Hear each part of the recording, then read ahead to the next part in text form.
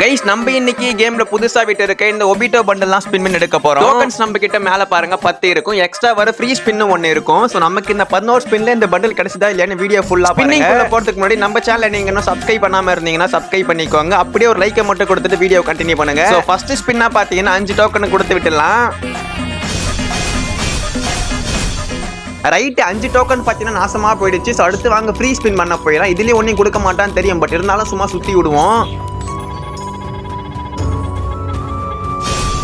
Guys நமக்கு free ஸ்பின்லேயே பாருங்க ஒண்ணுமே கொடுக்கல. ஃப்ரீ ஸ்பின்ல பண்டில கொடுக்காத மைத்துக்கு ஏன்டா ஃப்ரீ ஸ்பின்னை வச்சிருக்க? சும்மா ஃப்ரீ ஸ்பின்னை கொடுக்குற மாதிரி கொடுப்பான்ல, ஆனா அதுல பண்டில்ஸ் விழாதான். அப்புறம் எதுக்குடா அதை வைக்கணும்? ரைட் லாஸ்ட் ஸ்பின் 5 டோக்கன் கொடுத்து விட்டுருவோம். இதுலேயும் ஒன்றையும் கொடுக்க மாட்டானுங்க தெரியும்.